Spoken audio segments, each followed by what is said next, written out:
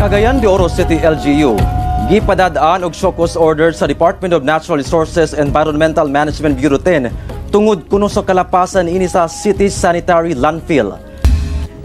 Bigawas sa findings sa Department of Environment and Natural Resources, Environmental Management Bureau, kung DENR EMB10 na adunay parte sa sanitary landfill sa Cagayan de Oro City ang wala mabutangi og high density polyethylene kun HDPE liner. Kini usa ka plastic sheet nga mo'y mupugong sa tubig gikan sa basura nga motuhop sa yuta. Kini aron malikayan nga mosagol sa tinubdan sa tubig.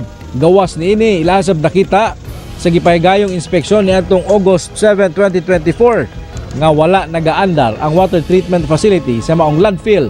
Kining tanan matud pa violation sa Section 41 sa Republic Act 9003 o ang criteria for establishment of sanitary landfill.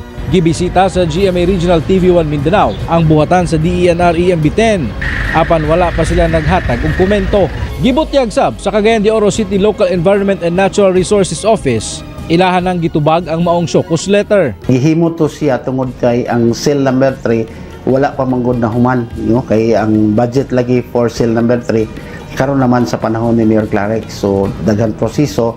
And then ang katong giyabo dito sa kilid nga walay liner is aron pod maka-access ang mga equipment nga gabuhat sa cell 3. Nagpagawasab ang DENR EMB10 og cease and desist sa operasyon sa maong parte sa sanitary landfill nga walay HDPE liner.